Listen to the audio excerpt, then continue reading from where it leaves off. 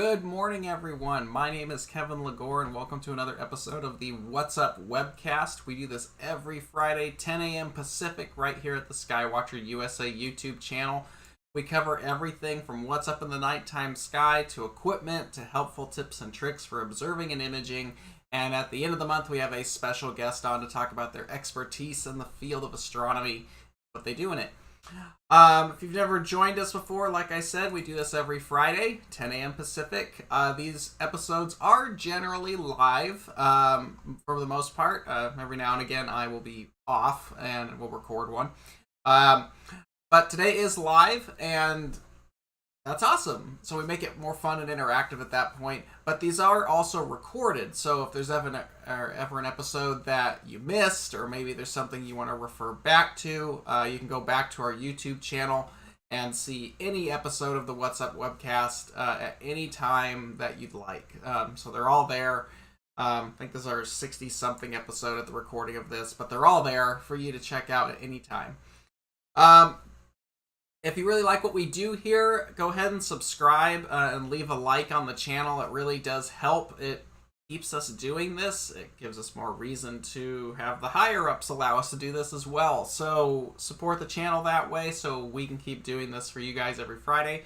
And if there's anything that you guys want us to check out, maybe you have an idea for an episode that you'd like us to take a look at, or some comments on that, you can email us at info@skywatcherusa.com. And we'll be happy to get back to you through that email address.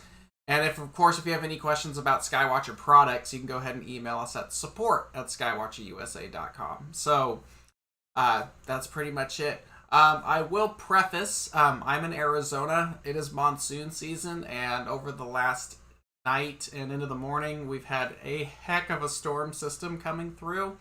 I don't think we're gonna have any power issues. We haven't, but just knock on wood, if anything shuts down, it's probably because the power went out due to storms here in the area, but I think we're through the worst of it right now, so just a heads up. Well, today we're talking about a big topic that comes up quite a bit, especially in the field of advanced astrophotography, and that is color cameras versus monochrome cameras. And that is one of the big questions that I deal with almost on a weekly basis with people through tech support. And it's a big conversation to have because cameras are generally a big investment. And if you're looking to maybe upgrade your camera, or maybe you're looking to get into astrophotography, you might not know the differences between the two, and that's what we're going to dig into today. We thought this would be a really helpful episode on what the differences are.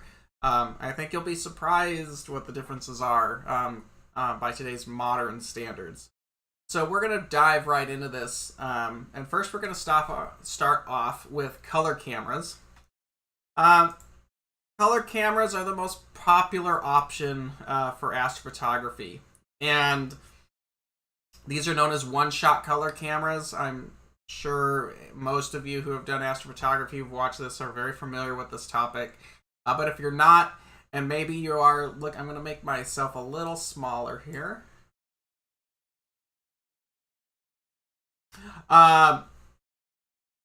So anyway, I'm sorry about that. These are known as one-shot color cameras. Basically, it takes a picture and it comes out in color.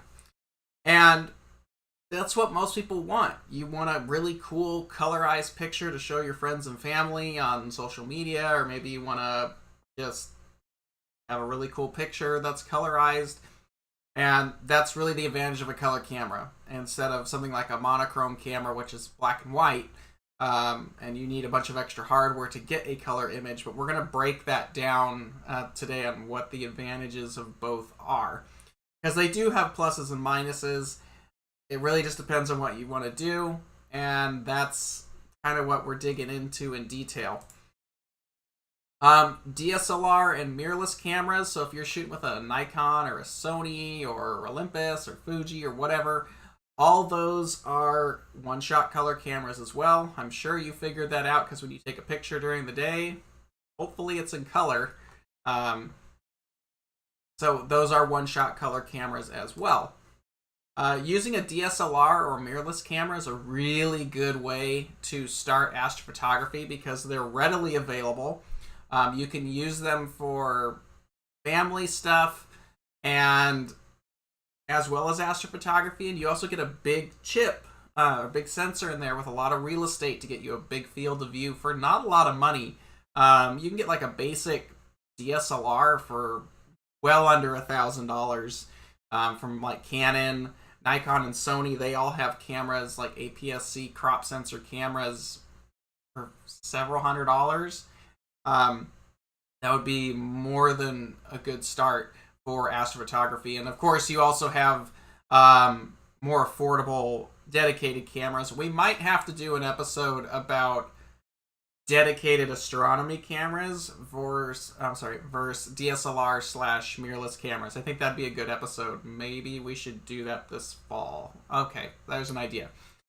But yes, DSLR and mirrorless cameras are also one-shot color cameras. And how a one-shot color camera works is you have the sensor and you have the pixels that make up the sensor, and each pixel is going to have a small filter on top of it. That's called the Bayer matrix. That is what makes it possible for your color camera to make a color image.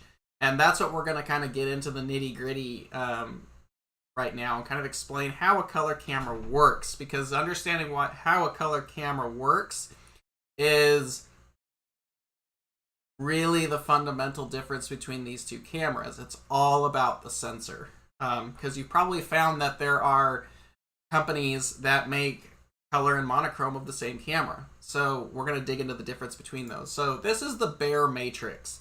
If you were to take a color camera and look at the sensor, and what I mean by the sensor, if you're not familiar with that, the sensor is the heart of the whole camera. That is the chip that is collecting light from the telescope or lens or whatever, is that big sensor in there.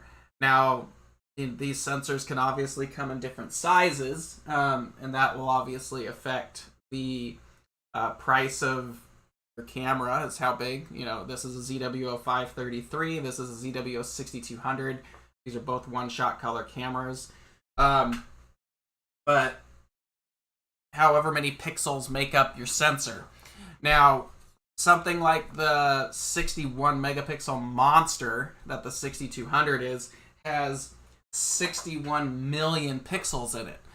And when you were to look closely at that sensor or any other color camera, it will look a lot like this. Now, the Bayer matrix is basically a set of colorized filters that sit over a pixel. Now, each box on this little grid right here is a pixel. And generally how the Bayer matrix works is you have, in your sensor, you have obviously the rows and the columns and the rows. So rows are going across, columns are going up and down. Now, the way this works is you're going to have a row that's going to be green, blue, green, blue, green, blue. And then the next row is going to be red, green, red, green, red, green. And that's how that works. You have green pixels that collect green light, you have blue pixels that collect blue light, and you have red pixels that collect red light. That's all they do. And each pixel is assigned whatever that color is. So here's a closer look at how that would work. Here's our pixels up close. You have a green, red, and blue pixel. And each pixel has a colored filter on top of it. And it only passes that particular color. So when we take a picture of our distant object, or whatever we're doing, this could be even during the day, it's the same process. So you take a picture of whatever it is. You're going to have all the light coming in, all these different colors. So we have our red light, green light, blue light. The light's going to come in from the lens or the telescope, get focused down. It's going to hit the pixels. And in a one-shot color camera, only the green light is able to pass through the green pixels. The red light and the blue light are rejected from that pixel. Same with the red light, except now at this point only the red light is able to pass through to the red pixel, getting rid of the green and the blue, and so on and so forth with the blue. The blue is going to allow blue light through, it's going to reject green and red. So each one of those pixels in our Bayer matrix is collecting the particular color that the filter in front of it allows. And then through software inside the camera and the algorithms, the software now knows the light from here is green, the light from here is red, the light from here is blue. And then it knows through a system of algorithms that this is what that should register to, and therefore gives you a colorized image. So that's how that works. Normally in your stacking or processing software, there's a drop-down menu in there somewhere that will want to know what the Bayer matrix is going to be. Is it GGRB? Is it GRR? Whatever the combo is. Deep Sky Stacker, PixInsight, for the most part, they're going to want to know how the Bayer matrix is laid out.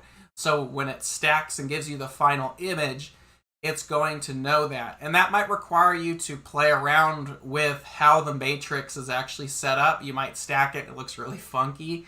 But normally you're going to want to go in and check that out. I'm going to see, because we're running pretty quick, I'm going to pull Deep Sky Stacker up real quick. So if you're actually using this, if you're not familiar with Deep Sky Stacker, it is a freeware. I think it only works on PC. I don't know. But anyway, it's a freeware. It works great for astrophotography and stacking images. And what I'm talking about this Bayer matrix is, let me see if I can find it. Was it register? No. Stacking settings. Oh, okay, so here's how you're going to find this. So when you open up Deep Sky Stacker, it's going to look a lot like this. You're going to see all the different selected links, how you can load your images and all that fun stuff. You're going to come down here to Options, and under RAW/FITS DDP settings, you're going to click that. That's going to pop up this window. Now, and you want to go over to FITS, and you can see right here, if we're using a monochrome camera, we would check that off because the color is irrelevant at that point. But if you need your images to be color, you're going to check that. And then here's all the different combos. You can see they've got Fuji in here. There's all kinds of stuff in here. You can select all different kinds of things. That way it gets the Bayer matrix correct. Normally, if you're using like a dedicated astronomy camera, like Starlight Express or ZWO or QHY or whatever, there's only 4 options that you have to select. You have RGGB, BGGR, GBRG, and GRBG. And you might have to go through those 4 and kind of figure out which one works for your camera in order to produce a color image. So this is something that you want to pay attention to when you're stacking. So it's basically trying to get the Bayer pattern the way you want it to be. So you can see here, if we switch to BGGR, GBRG, it's all about just how those columns and rows are set up on your sensor. So it knows these pixels are green, these ones are blue. It knows the pattern. So that's something that will be important to know when you're trying to stack your images successfully and process a color image, is it needs to know how the pixels are arranged on the sensor. So that's important when you're working with color cameras in order to get a correct image. All right. Now, one of the big things is color cameras and filters. And this is something that I say is it's not an issue, but it's something to be well aware of. And it's probably one of the shortcomings for one-shot color cameras. So, due to the Bayer matrix, you might limit your camera on its abilities because of it being color. And that bare matrix does have limitations on it depending on what filters you want to use. So I wanted to discuss this because this is something that comes up a lot. Now, in astrophotography, when you get serious about it, you start taking pictures, but then you start seeing these really interesting pictures captured with narrowband filters. And narrowband filters, hydrogen, oxygen 3, sulfur 2, are filters that are designed to isolate very specific wavelengths of light. These wavelengths are generally emitted by emission nebulas and stuff like that up in the nighttime sky. And these can be extremely effective at combating light pollution as well. Hydrogen alpha filters, you could shoot while you have a full moon in the middle of a city because it's isolating a very particular wavelength of light.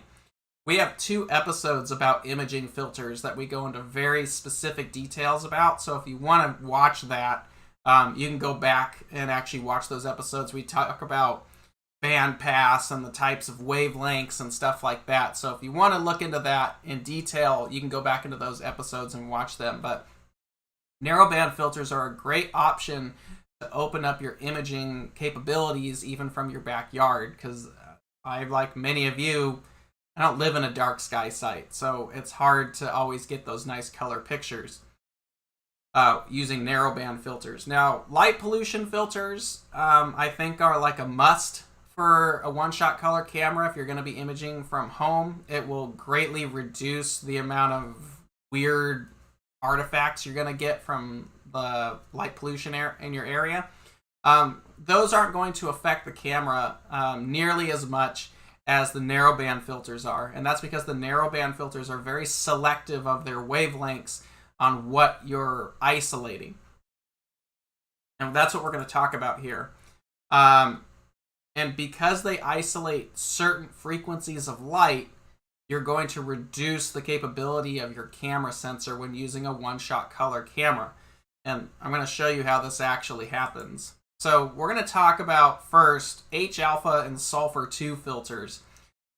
Reason being is these both allow red light to pass through very specific wavelengths of light, but they're in the red part of the spectrum.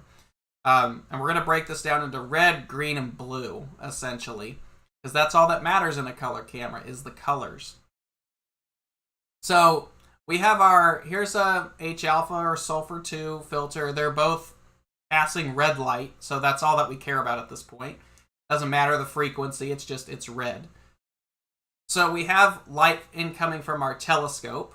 It's going to pass through, and then it's going to come down to the filter, and we've got our color camera sitting behind the filter. So as the light comes down, it hits the filter, and in this case, we're using our H-alpha or sulfur 2 filter, which only passes red light. And because of this, only the red light is going to pass through. That means the red pixels are the only pixels on the sensor that are being activated. The green and the blue is being blocked before it even reaches the sensor. So it doesn't even matter about the green or the blue pixels having their filters on it. It's the main filter in front of the sensor is blocking those wavelengths. So there's no light that is hitting those. There is light hitting it, but the light coming through is blocked.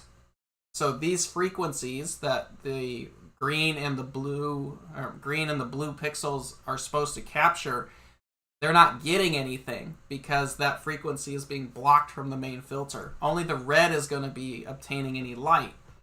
So if we have our color sensor here, we have to figure out, so just for example here, this is exactly how it would work on any other camera, but we have 10 columns, 10 columns and 8 rows. So we're running at 10 by 8, so it's an 8 pixel sensor for this particular diagram.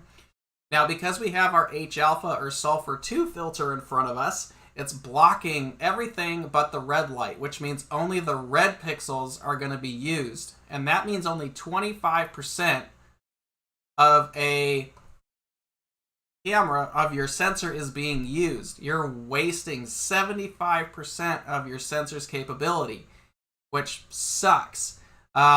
So if you're using these narrowband filters, you can get an image of it, but you are greatly reducing the resolution that your sensor can have by an amazing amount. And you're going to have to take a lot more images to make up for the fact that you're only using 25% of your sensor.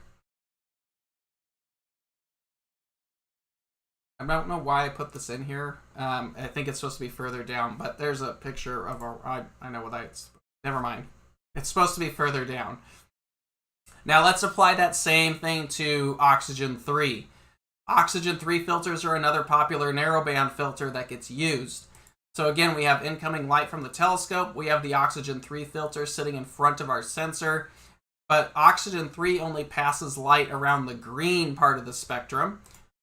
So only the green pixels are going to get activated. Now, green is much more abundant in these camera sensors. You're talking about 50% of the sensor is green pixels. So you are getting more, but you're still only using 50% of the sensor there.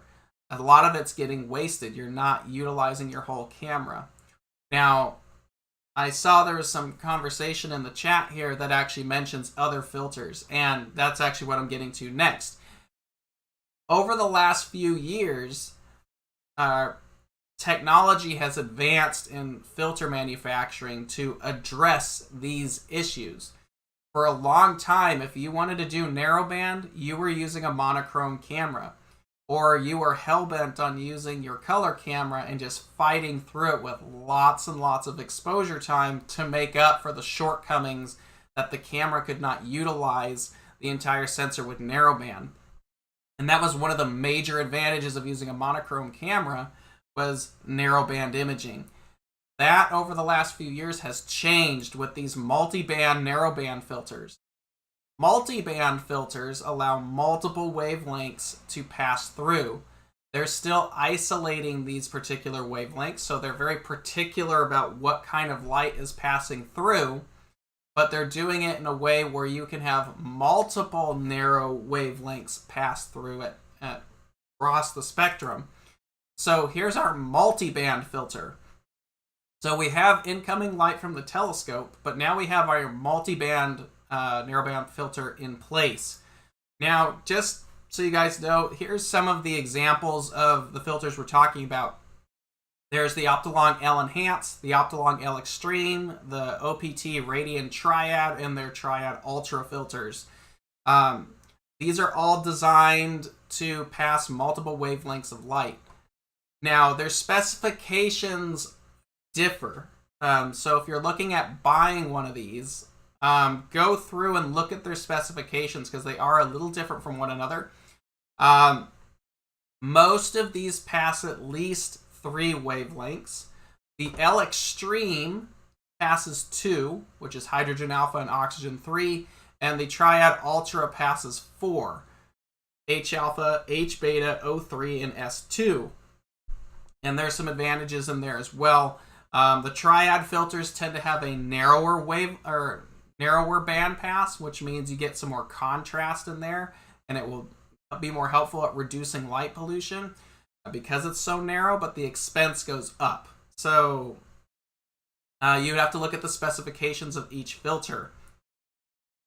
But with these multi-band filters, you have the incoming light from the telescope. It then passes through, and because it's able to shoot or allow multiple wavelengths to pass, most of, if not all, the sensor is being used. For green, it's going to be oxygen 3. For blue, it's going to be H beta. And for red, it's H alpha and sulfur 2 or S2. Now, the Optolong L Enhance passes 3 wavelengths: hydrogen alpha, O3, and S2. So the O3 is going to be the green. The H alpha, it passes O3, H alpha, and H beta. O3 is going to be your green, H alpha will be your red, and H beta is going to be your blue. So there you go. The The L Extreme is a dual band pass. It's only passing H alpha and O3. There's no H beta in there, so your blue is going to be reduced. But the band pass on these is fairly wide. It's about 7 nanometers. So with O3 being that wide, you're going to get some of the blue to activate in there. So in a way, you are getting all the pixels, but you'll probably reduce a little bit in the blue with that. On the Triad filter, it's the same thing. H alpha for red, H beta for blue, and O3 for green, except it's going to be a much more narrow band pass, which might be helpful in a very light polluted location. And then the Triad Ultra is a quad band, also very narrow wavelengths. I think we're talking like 5 nanometers or something like that. Very, very narrow. Very good for light polluted locations, but the narrower that band pass is, the more expensive the filter is because it's harder to produce. But because it's a quad band filter, the red is going to be H alpha and sulfur, the blue is going to be H beta, and the green is going to be O3. So you can get some interesting details to come out if you've got those different wavelengths coming through. Again, if you're looking for something like that, you're going to have to take a look at those options. But it just depends on how much you want to spend and what specifications you're looking for. But these multi-band filters now allow the entire color camera sensor to be utilized while still getting that narrowband capability. So thanks to technology and manufacturing, color cameras have really closed the gap on capabilities for imaging. So it doesn't have as much of a shortcoming as it used to, especially in the filter world. Now, the next step would obviously be monochrome cameras. Now, monochrome cameras are black and white cameras. These are very popular for advanced astrophotography and scientific work. They're generally really sensitive. The images are black and white. So there's going to be a lot more work involved for capturing those color images. It utilizes filters. Like here's a set of filters for a monochrome camera. These are 1.25" filters, but you can get them in all different kinds of sizes. But yeah, monochrome cameras are a great option. They don't have the bare matrix. You can't even see it in here, but you know, there's your big monochrome sensor. This is a Starlight Express SX46. It's a 16200 camera sensor. Normally, if you look at camera sensors, I don't know if you can really see it here, but if you ever have a chance to get a monochrome and a color next to each other, color cameras have every sensor is going to have kind of this. If you look close on your sensor, right as the pixels end, you'll see there's kind of this framework. On color cameras, the framing around the sensor is generally blue, which indicates it's a color camera, where on a monochrome camera, you can see it's black around the sensor. That normally indicates it's a monochrome sensor. That's just something kind of cool. It kind of just depends on who's making it. A lot of the modern day cameras, like the ZWOs, are using Sony sensors. So it's just a kind of a color code that you can see if you got there. But monochrome cameras do not have a bare matrix, which means this is what their sensor looks like. They're just a bunch of pixels stacked with each other, and that's it. That's all that's going on the sensor there. There is no filtration on any of the pixels, which the advantage of that is all the pixels are being utilized regardless of what color is being captured on the sensor. So red, blue, green, H alpha, O3, S2, whatever you throw in front of it, it doesn't matter. All the pixels are always being used all the time. So you're always going to be using the maximum resolution that the camera sensor can provide with a monochrome camera. Because when you're actually, it doesn't even matter on a one-shot color camera. If you're shooting something in space Let's say you're shooting like the Horsehead Nebula. There's a lot of red in there, but you're going to get a color image. But it still comes down to the red are only picking up the red, the green are only getting the green, and the blue are getting the blue. So you're not evenly using every single pixel on your camera, because 25% of that sensor is only going to be capturing red, 25% will only be capturing blue, and then 50% is capturing green. So out of all that surface area on your sensor, you're still losing some resolution because not all the pixels are being utilized evenly. They're all being lit up, but the green is still rejecting red and blue, and so on and so forth. It's not capturing the same amount of light across the whole sensor like a monochrome camera is. Now, that's kind of changed as well. It's still an issue. It's not a big issue, but it's still a difference. A monochrome camera will always have a higher resolution because it's not rejecting any light on the pixel level, because all the pixels are being used all the time. So for resolution capabilities, the monochrome would be an awesome way to go. But that may sound like a big issue. It's not. You'd have to have two of the cameras side by side to probably see a difference, but it does separate the two. And that's why a lot of scientific use or advanced imagers who want the absolute maximum capability from their system probably would shift to monochrome use, because they want to get every ounce of capability out of their system. Now, that's great, but it comes at a cost.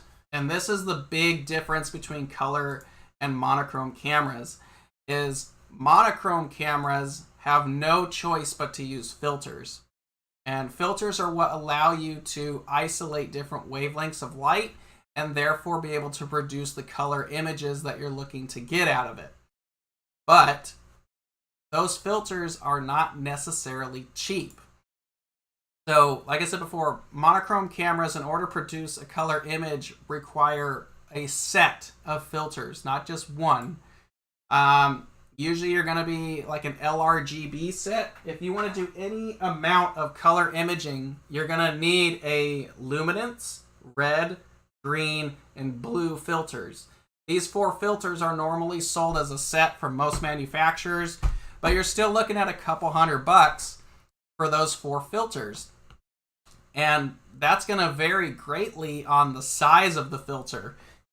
If you're using a small sensor, like this Starlight 694 monochrome, great camera. But it's a small sensor by today's standard, but it uses 1.25" filters. 1.25" filters are more on the budget-friendly side, but it still adds up. But if you're shooting with something big, like this 16200, or maybe you have one of the really popular like ZWO 2600s, those are crop sensors, you're looking at 2-inch filters, and those get expensive.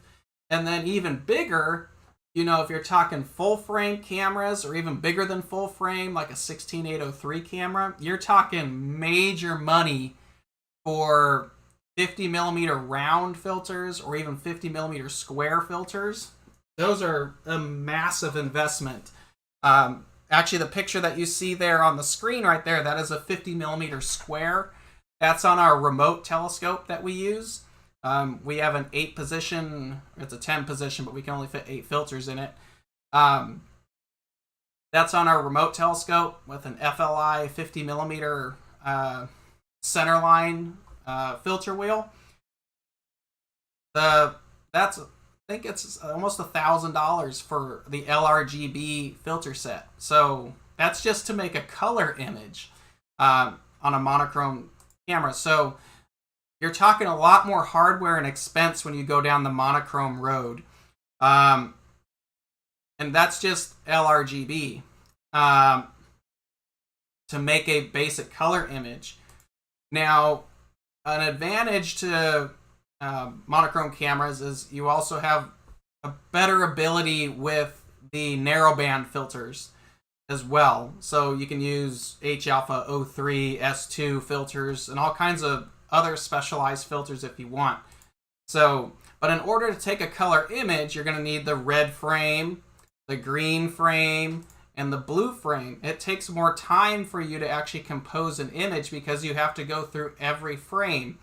So this is an image of the Triad. I think I did an hour of this. So this is 12 5-minute exposures for each panel. So that's 3 hours. I have 1 hour for red, 1 hour for green, 1 hour for blue, and then I had a luminance channel as well. So that's another image I don't have here. So we're talking, 4, 5, 6 hours to compose an image, a color image. You could get a one-shot color camera in a dark sky and just pound away, and you have a very nice image in probably that time or even less. It just depends on what you want to do. But combining all those gives you a very strong final image where you have a lot of detail, and having that ability to shoot luminance, especially in a dark sky location, really gives you the ability to really punch through. And I'll show you here in a minute what I mean by luminance, but that's also an advantage to monochrome cameras, is it's not just color. You can shoot your color data, but then you can go back if you want to get more structure and more detail in your image. You can go back and shoot a luminance channel where you're just getting basically the structure or the story of the image, and then you're going to apply the color data on top, and that can really pronounce an image much more.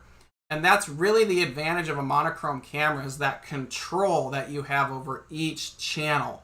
If you need to add more, blue, or you need to add more green, or you want to add more, luminance or structure to the image, you can go back and add more data on that. You have individual control over every single part of the image with a monochrome camera compared to a color camera. So that's the big thing.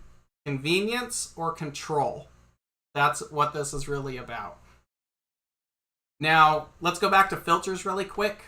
Monochrome cameras, it's kind of, here we have incoming light and we have our filter. At this point, it's irrelevant what filter we're using because the filter is going to pass the light coming from the telescope. It's going to reject whatever the wavelength is, but it doesn't matter because all the pixels here are the same.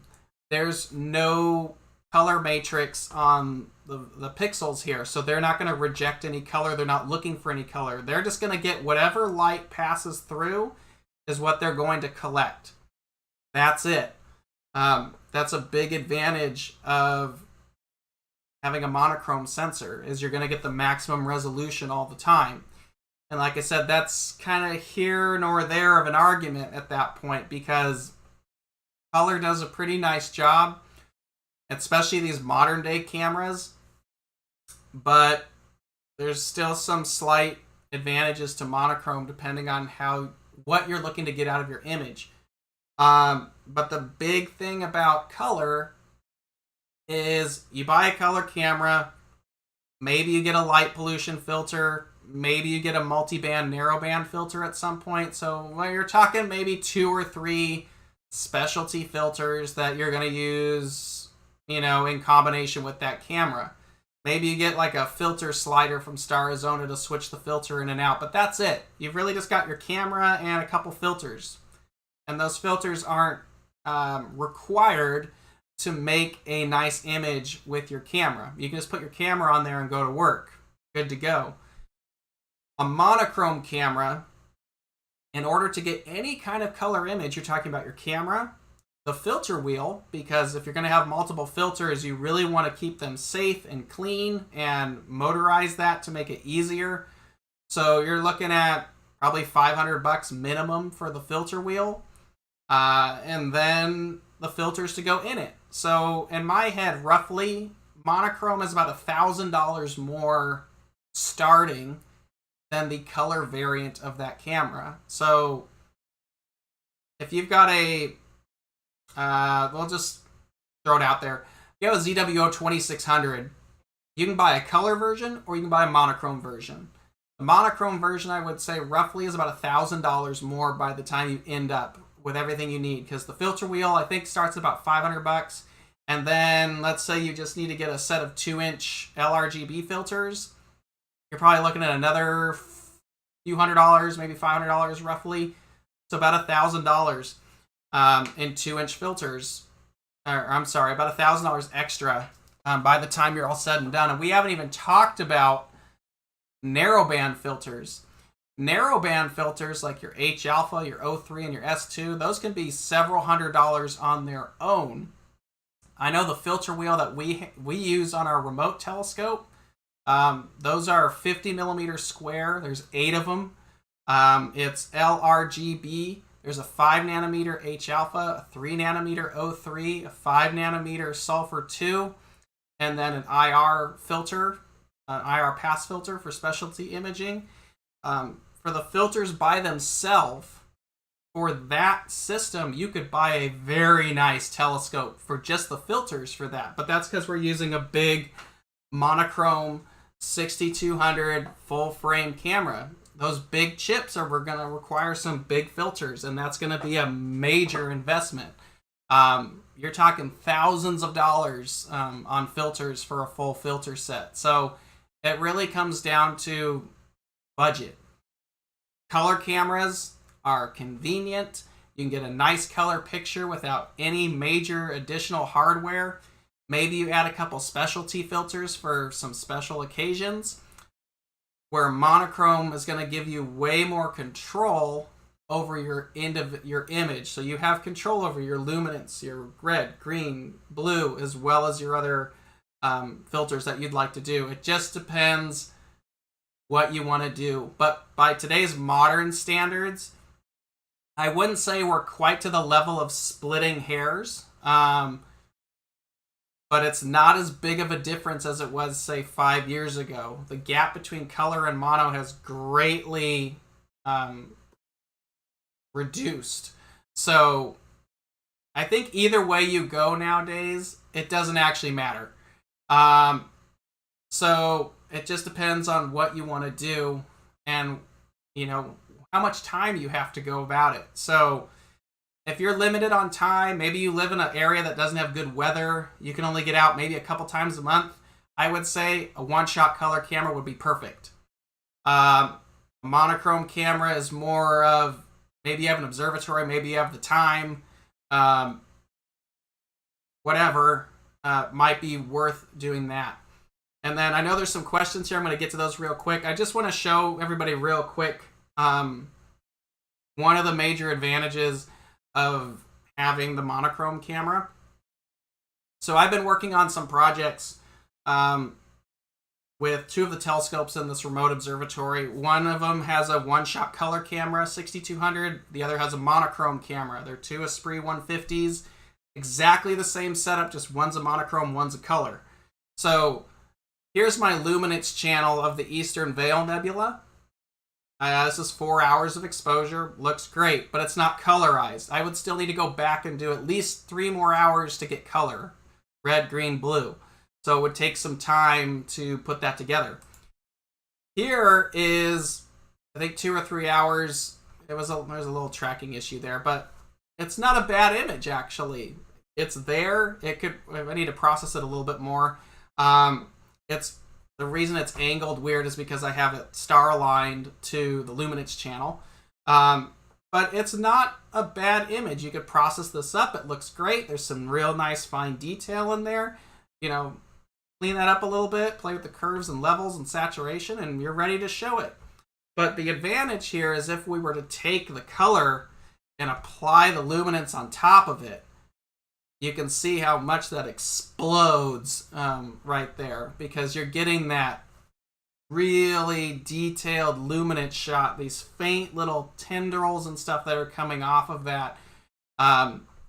Really helpful. So this is the same process. You could either do this with a color camera and then shoot luminance and apply the 2 together, which is what I've done here, or you can do your luminance and then RGB and put that on top. So, but that luminance channel is very helpful there. So that's just something cool there. So That's pretty much it for today's episode. I know there's some big questions in here. I'm going to get to those in a minute. If you like what we do here, go ahead and subscribe, leave a like. If you have questions, you can email info@skywatcherusa.com. Next week, we have Dr. Vishnu Reddy from the University of Arizona. He's a teacher out there.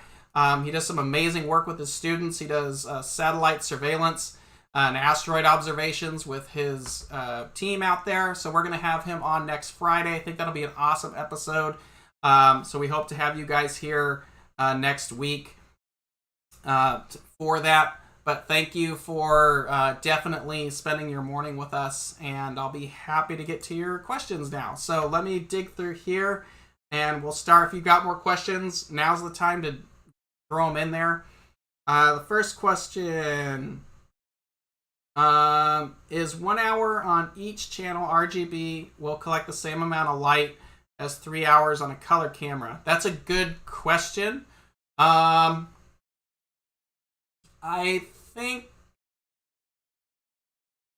technically, because you're getting to the point where you're splitting some hairs there, because of the resolution loss in a color camera, I think technically if you did RGB on a monochrome camera, you would be ahead a little bit because you have 1 hour per color.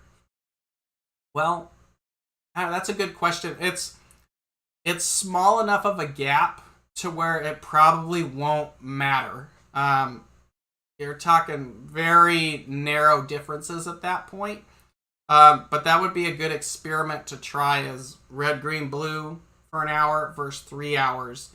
I would probably say the monochrome's going to have a little bit more punch, probably some better signal on your image because you're getting the maximum amount of signal onto your sensor regardless of the color. So I would probably say a 3 hour comparison, I'd probably throw it to the monochrome camera just because the red, the green, and the blue is going to get the maximum amount of light transput to the sensor regardless of the color. But again, I think if you were to take those and actually look at the stacks side by side, it would actually be difficult to see the difference. I know Nebula Photos talking in the chat there does bring up you get kind of this malted effect in a color camera.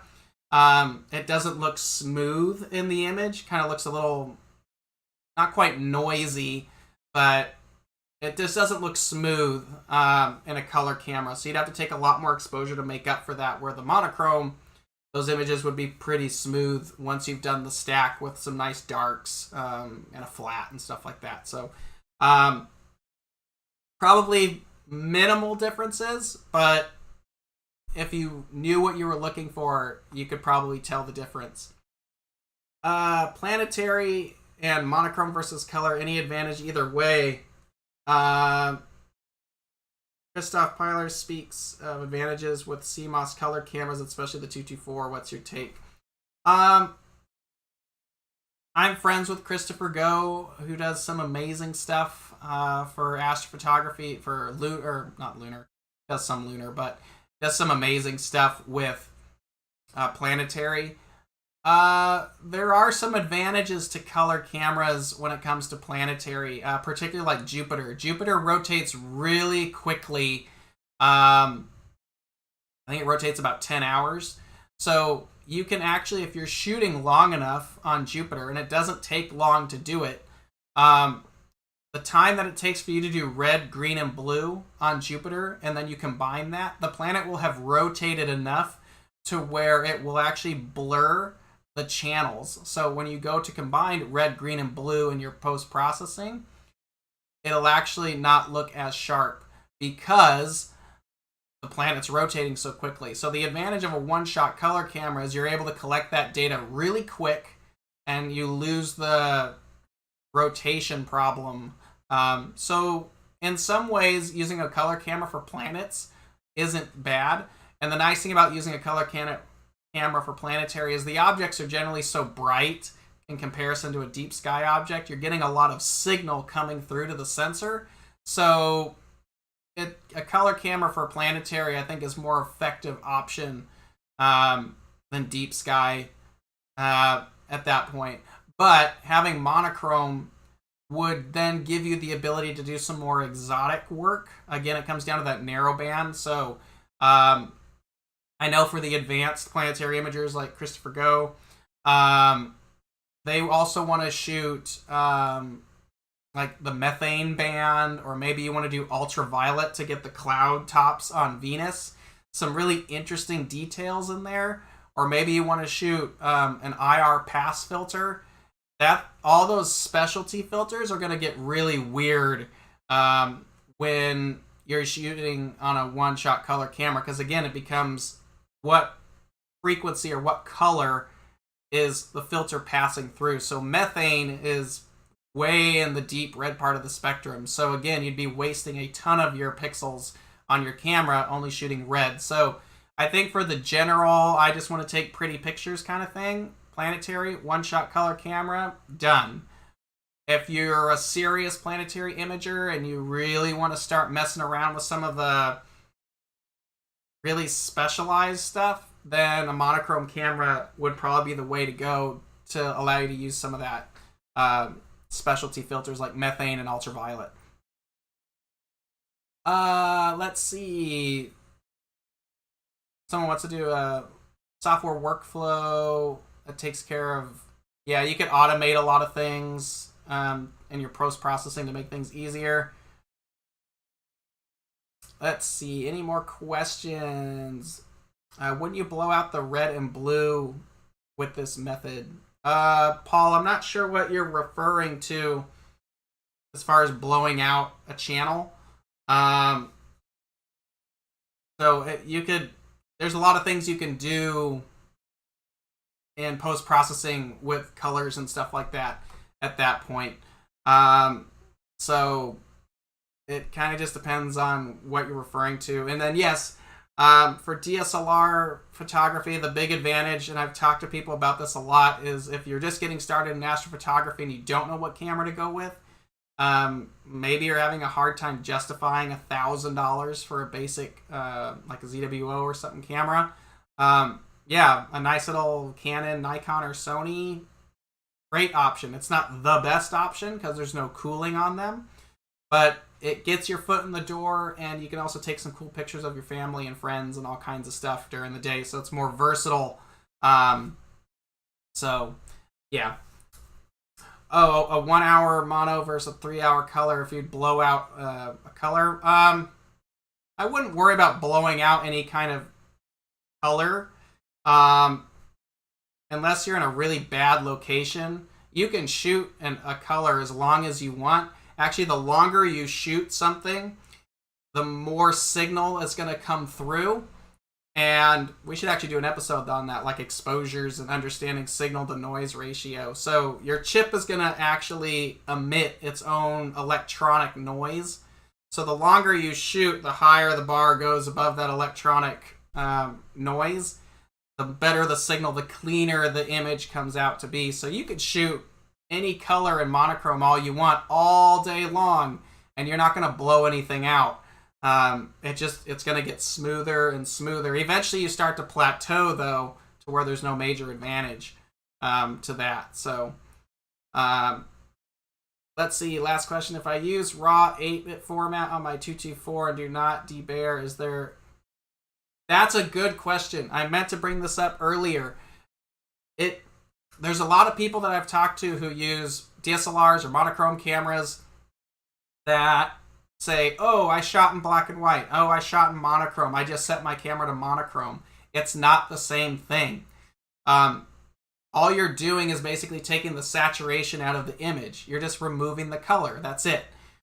It's not the same thing as shooting with a monochrome camera because the light is still going through those color pixels. So just because you set it to monochrome mode, all you're getting is a black and white picture.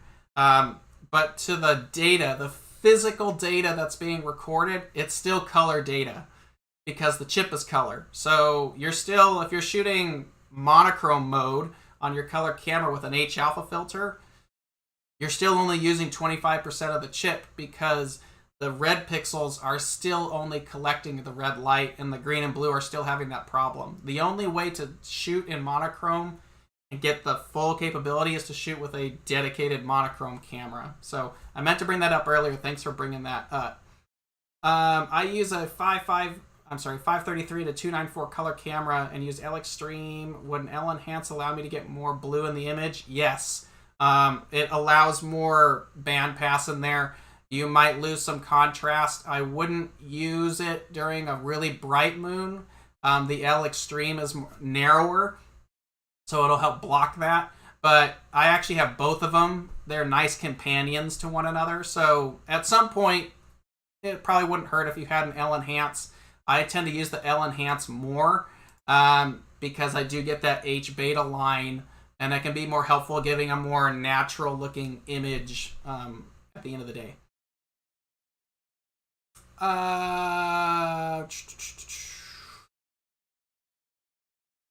Please clarify, in Deep Sky Stacker, I should check the monochrome 16-bit in the fits option, even if the stacking one-shot color files.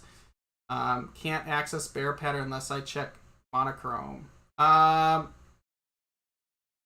It would kind of depend on what camera system you're using or what your data was done at. So let me bring up Deep Sky Stacker here real quick. Raw fits. So yes, you'd have to, if this is unchecked, if this box is unchecked, that means you're processing black and white images, and it's going to stack as a black and white image.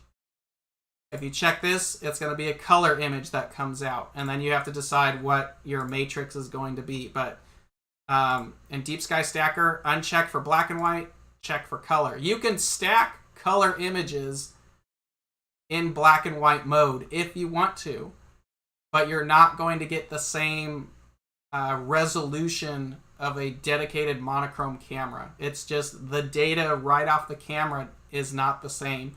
The look, yes, it's a black and white picture. It looks nice, but you're not getting the same resolution because of the bare matrix on the sensor. But you can process your picture however you want to do it.